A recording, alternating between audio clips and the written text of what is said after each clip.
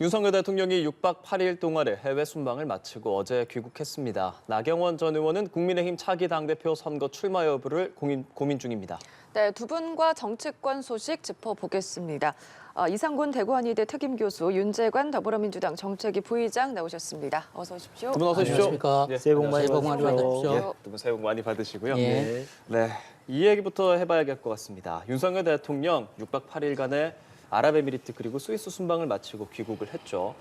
UAE의 환대를 받았습니다. 그리고 300억 달러의 투자 약속을 받으면서 다보스 포럼에서 연설도 했고요. 다만 아크 부대 방문 당시에 적, 이란 이 발언으로 또 조금 논란이 되기도 했었는데 전반적으로 이번 순방 어떻게 보셨습니까?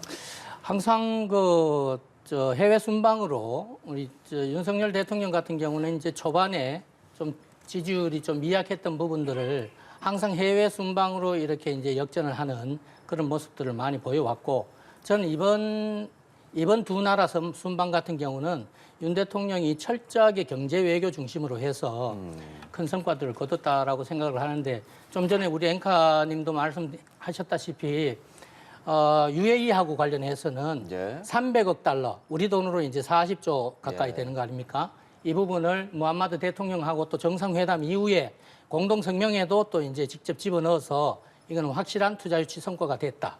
그리고 지난해 11월에 빈살만 사우디 왕세자가 와서 똑같이 거의 40조 이상 되는 경제 성과, MOU를 거뒀고 이런 형태가 되니까 취임 8개월 차, 그리고 또 이제 집권 2년 차에 윤석열 대통령 같은 경우는 제2의 중동 붐에 시동을 건 첫 대통령이 되는 거 아닌가, 이런 생각이 들고, 예. 스위스 다보스 포럼 같은 경우는 어차피 이제 민간이 주도하는 국제 회의고 그러다 보니까 이번에 글로벌 CEO들 그리고 글로벌 정치 리더들 이런 분들하고 다양하게 인적 네트워크를 만들 수 있는 그런 성과들을 좀 거뒀을 것 같고, 그다음 예. 본인 스스로도 이제 대한민국의 1호 영업 사원이다라고 해서 그렇죠. 직접적으로 이제 그 글로벌 리더들, 인텔이라든지 IBM이라든지 JP 모간이라든지 여러 글로벌 리더들과 하고 친분도 쌓았고 투자 유치도 당구를 하고 여러 성과가 있었던 것 같습니다. 예. 미국 뉴스 채널 CNN 같은 경우도 이제 이번 순방에 대해서 성과를 이야기를 하는데, 윤석열 대통령이 글로벌 비즈니스계에서 아주 중요한 한 주를 보냈다, 이렇게 평가를 했더군요. 여하튼 예. 그런 성과로 볼 수 있을 것 같습니다. 예, 네. 성과에 대해서 이렇게 많이 짚어주셨는데 제가 앞서 조금 말씀을 드렸지만 네. 그 이란 적 그 관련한 발언에 대해서도 말씀을 좀 해주시겠어요? 어떤 네. 생각하셨는지? 오늘이 민족의 대명절 설날 아니겠습니까? 설날에 우리 정부를 대표해서 대한민국을 대표해서 순방을 다녀오시는 거에 대해서 좋은 얘기만 할 수 있는 상황이 되기를 진심으로 바랬습니다. 왜냐하면 저희들도 야당이지만 바로 직전까지 국정을 운영했던 세력이고 국가를 운영해서 나라를 더 발전시키기 위해서 최선을 노력했던 세력이 있기 때문에 대통령이 해외에 나가셔서 좋은 성과를 거두시기 바라는 마음은 여든 야든 마찬가지일 겁니다. 예. 그럼에도 불구하고 그런 마음을 가지고 있음에도 불구하고 이번 순방에 대해서 지적을 하지 않을 수가 없는 이유는 외교의 기본이 무너졌기 때문입니다. 외교는 친구를 만드는 거 아니겠습니까? 근데 그 친구를 더 돈독하게 하러 가셔가지고 적을 만드신 거거든요. 그것도 일부러 굳이 만들 필요도 없는 적을 만드는 겁니다. 그 적이 이번에 새로 만들어지는 적이 그동안 60몇 년간 우리나라와 우호적인 관계를 계속 유지해왔던 이란 아니겠습니까? 그런데 그런 나라에게 굳이 그렇게 적이라는 발언을 하시면서 이런 외교적인 문제를 만들어내신 건 대단히 큰 문제고 외교의 기본이 무너졌다라고 하는 것을 지적하지 않을 수가 없습니다. 참 그래서 이란과의 관계 문제는 다 아시겠지만 우리나라에 수입되는 원유의 반 이상이 호르무즈 해협을 지나가는데 예. 2021년도에 호르무즈 해협에서 우리나라의 선박이 납포되는 상황까지 있었습니다. 그런 문제까지 다시 걱정해야 되는, 그러니까 순방을 다녀오시고 나서 그 순방의 결과로 인한 뒷감당이 정말 우려되는 이런 상황이 벌어지고 지금 있는 예. 것이거든요. 그 점에 대해서 매우 안타까운 것이고, 아까 신중동 붐 얘기를 하셨는데 신중동 붐이 되기를 정말 진심으로 바랬고, 그러기 위해서는 가셔서 잘 하실 수밖에 없는 순방 외교라고 저는 판단을 해서 지난주에 제가 나왔을 때도 예. 이것은 이번 순방은 반드시 성공할 수밖에 없는 것이다. 왜냐하면 UAE와의 우리나라와의 역사성과 상호 보안성 때문에 성공할 수밖에 없을 것이다 했는데 그렇게 깔끔하게 마무리가 되지 못하고 이렇게 뒷감당을 걱정해야 되는 상황이 됐습니다. 야구로 따지면 마무리 투수가 블론 세이브 한 거거든요. 깨끗하게 경기를 마감하지 못하고 블론 세이브 한 겁니다.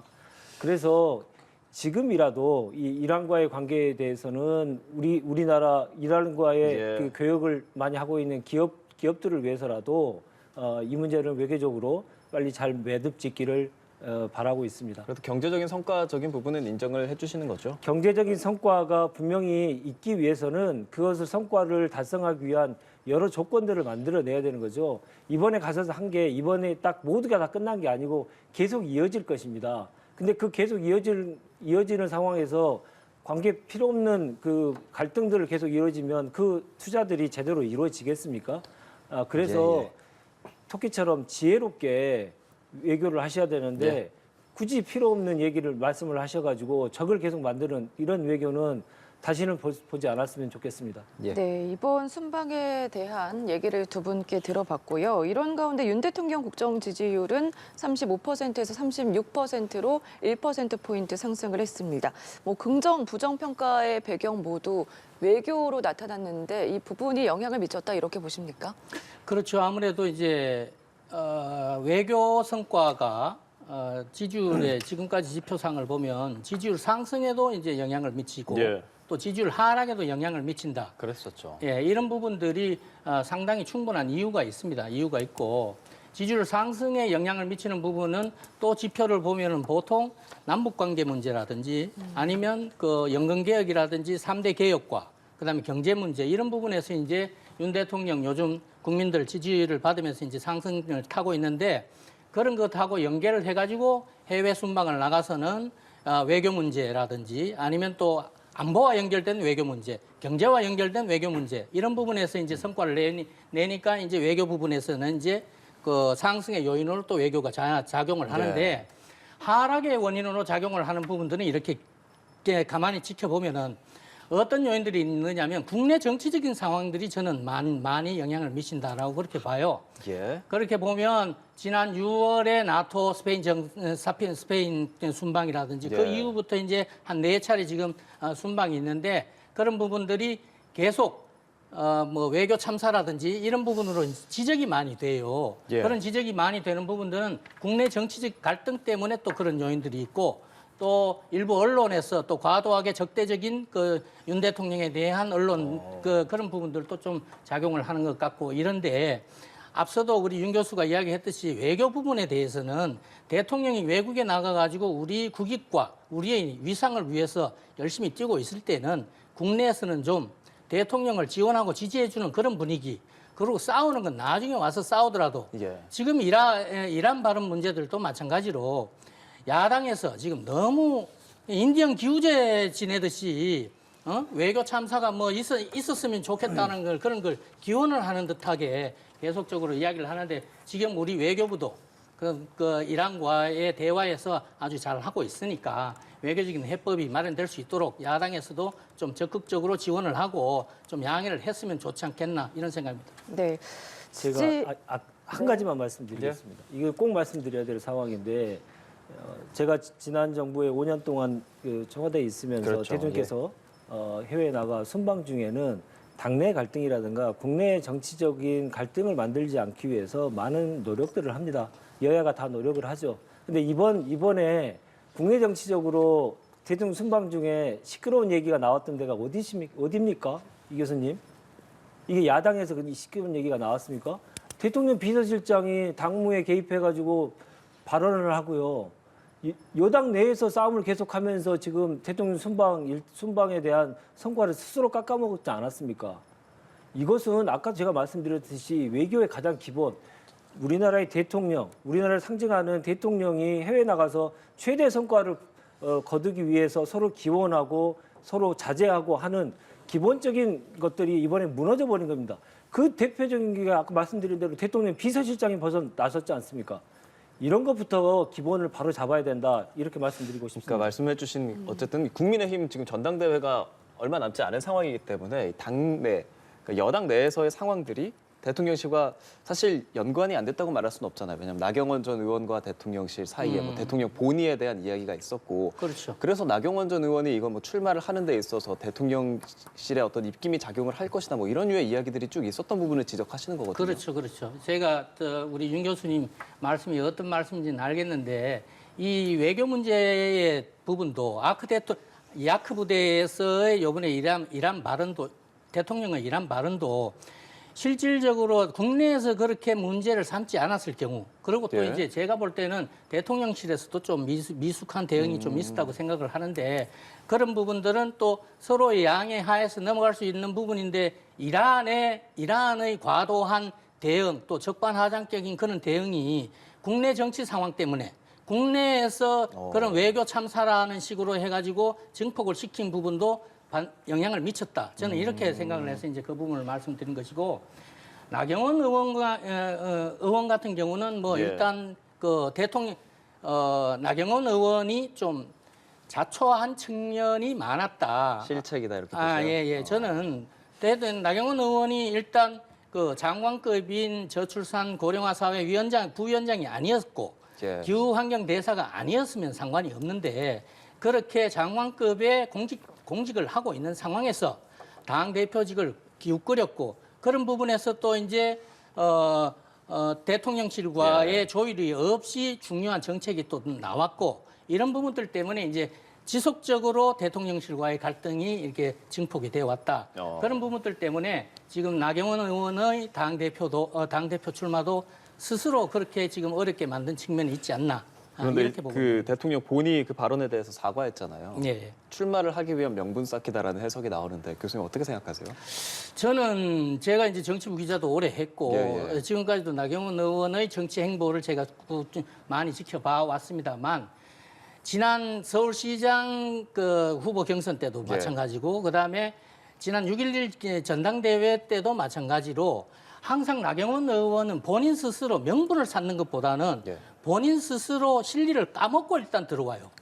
그렇게 해가지고 충분히 1등을 할 수 있고 당대표도 할 수 있고 후보도 할 수 있는 그런 상황을 본인 스스로 까먹고 점수를 까먹고 나서 나오는 그런 상황이 많아가지고, 이번에도 그런 면에서는 좀 아쉽게 생각을 하고 출마는 있습니다. 한다고 보세요?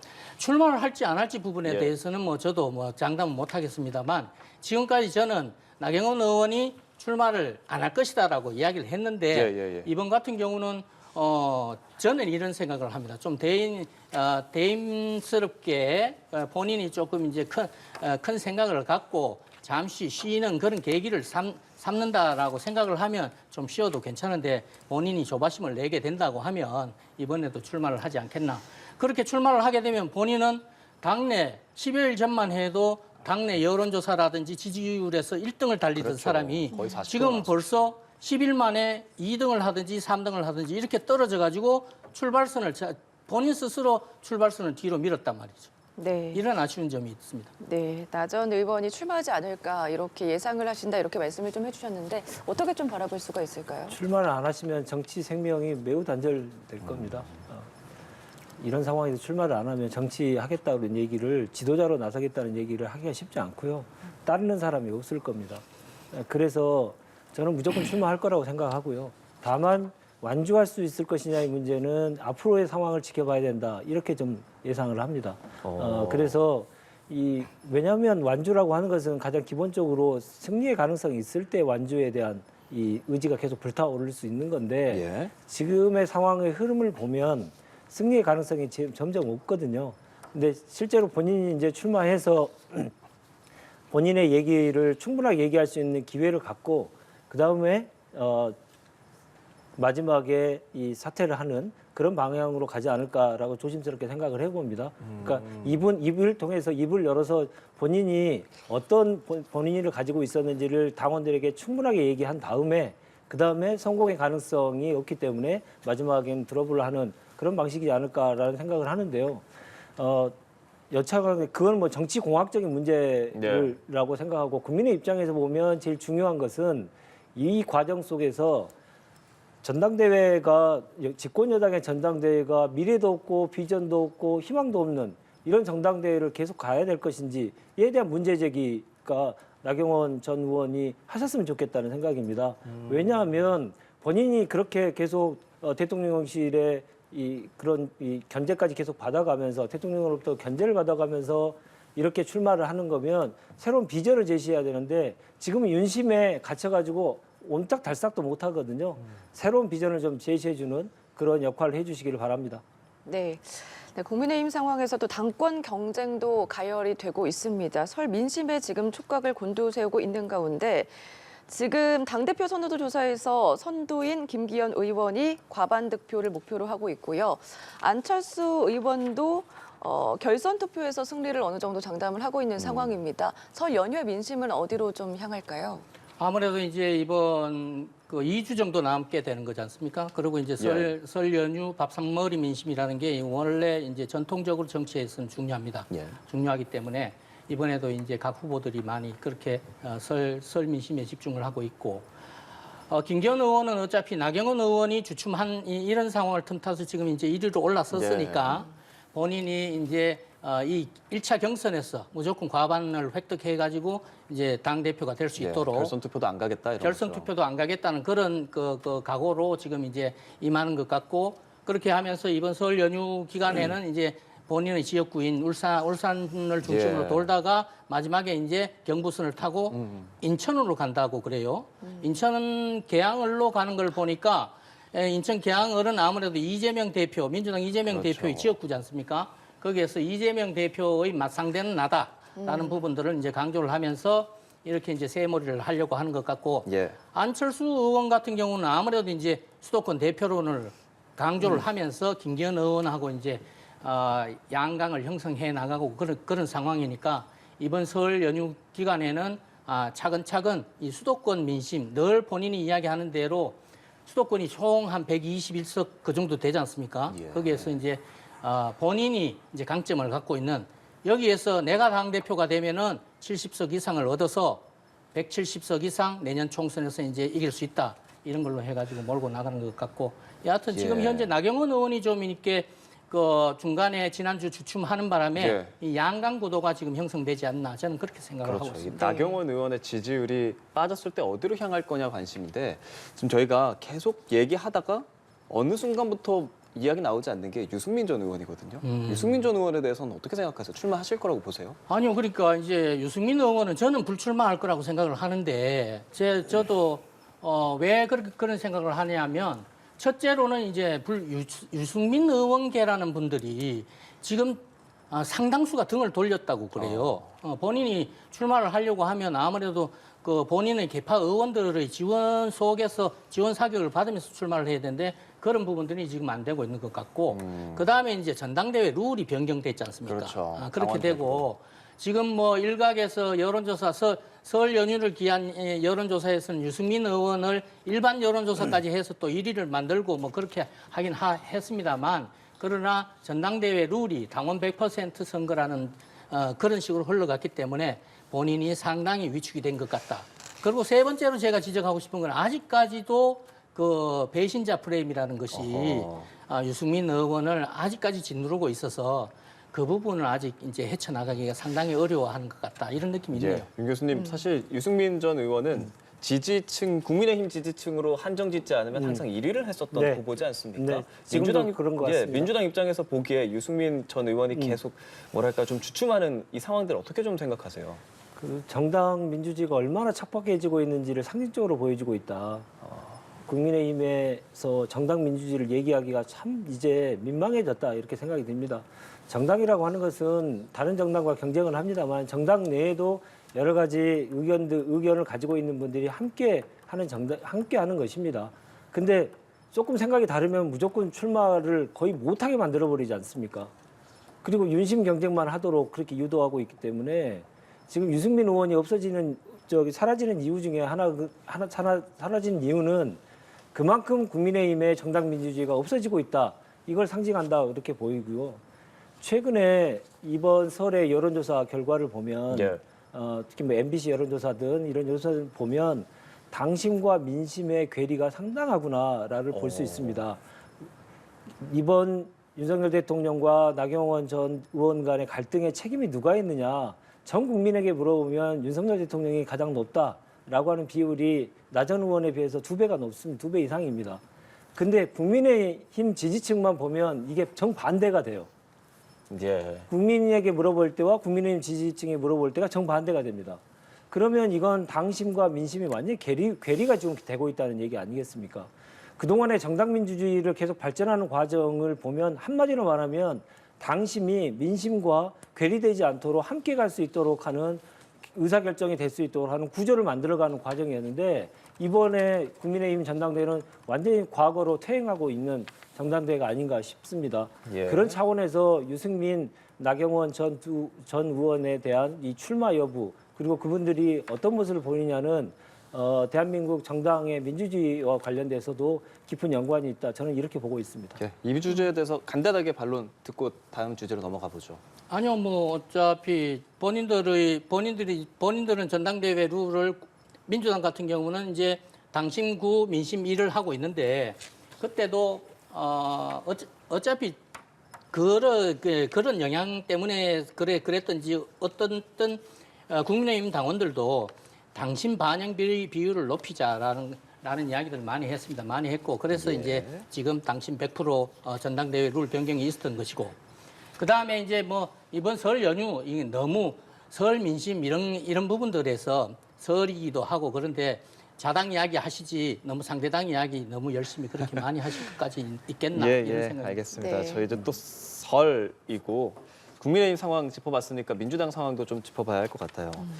이재명 대표로 향하는 수사. 그러니까 성남 FC 후원금 관련해서 검찰에 출석했고 대장동 관련해서도 이제 28일에 출석하지 않겠습니까? 네, 예.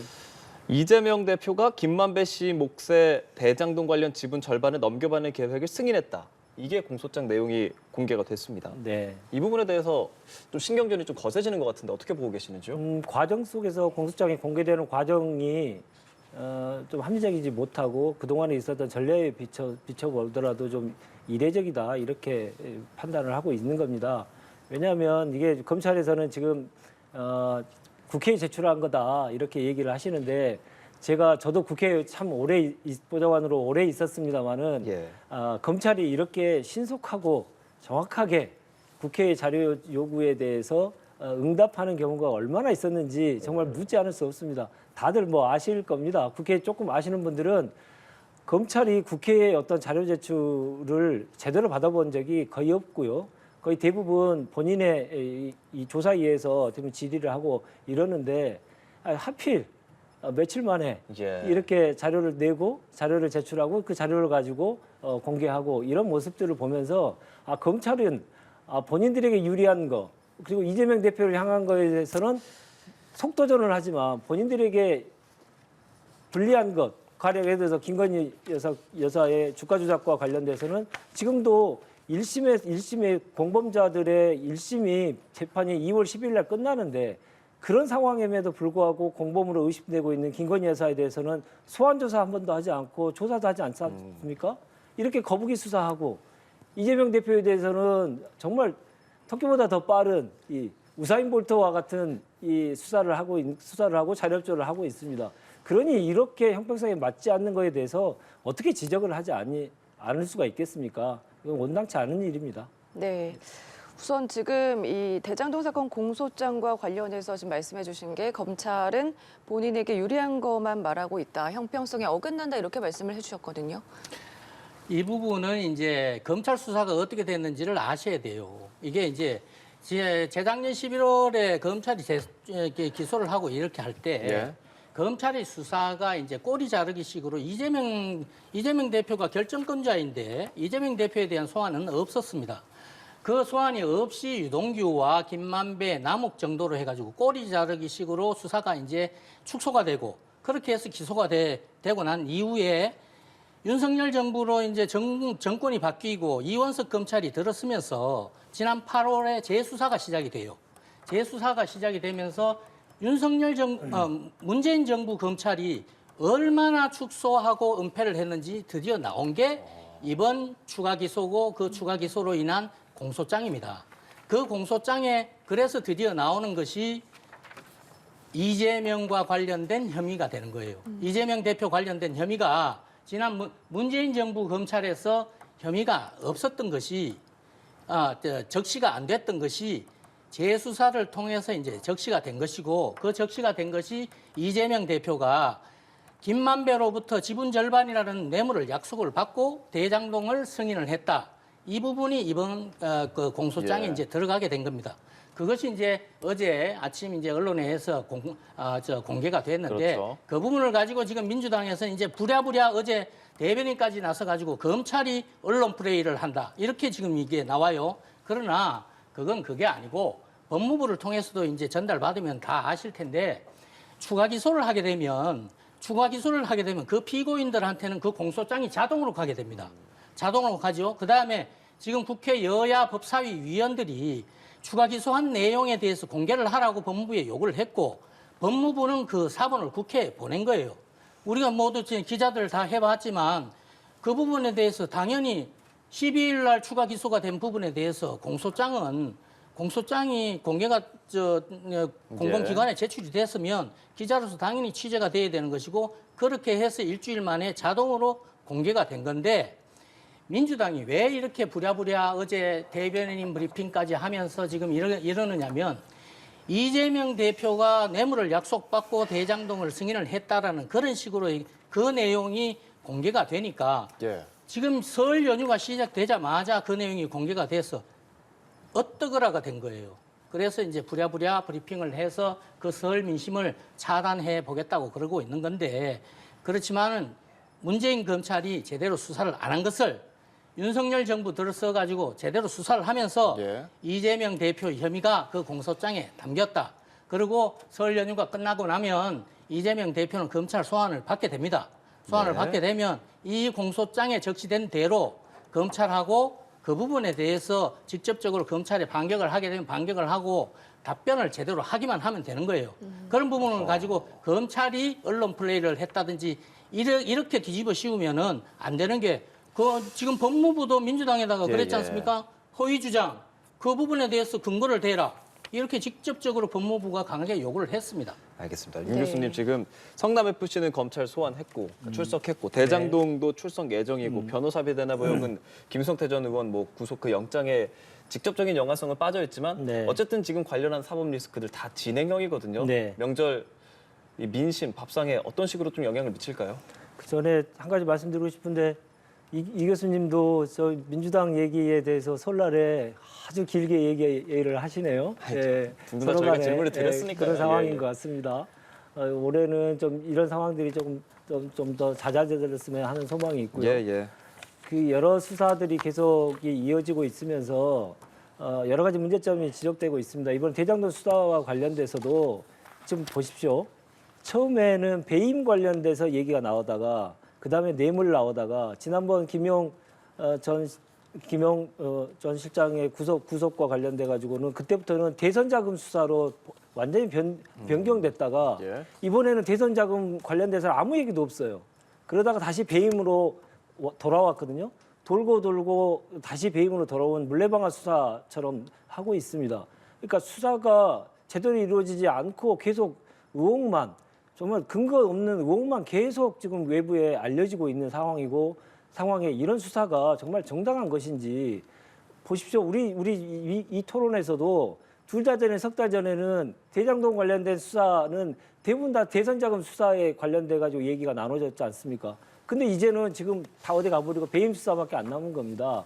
이렇게 설날 민심 설날 밥상용으로 수사를 하고 그것을 언론 플레이하고 이런 것들 정확한 근거도 없이 계속 문제 제기만 계속하는 이런 기우제식 수사 정말 올해는 좀 빨리 끝내주시길 바라고 우리가 갖고 있는 국가적인 에너지를 이런 복합 위기를 극복하고 고물가 고금리에 시달리고 있는 국민들을 조금이라도 혜택을 드리는 방향으로 에너지가 모아질 수 있는 그런 한 해가 되길 간절히 소망합니다. 네, 알겠습니다. 정치권 소식 여기까지 들어보겠습니다. 지금까지 이상권 대구한의대 특임교수, 윤재관 더불어민주당 정책위 부의장과 함께했습니다. 고맙습니다. 고맙습니다. 고맙습니다. 고생하셨습니다.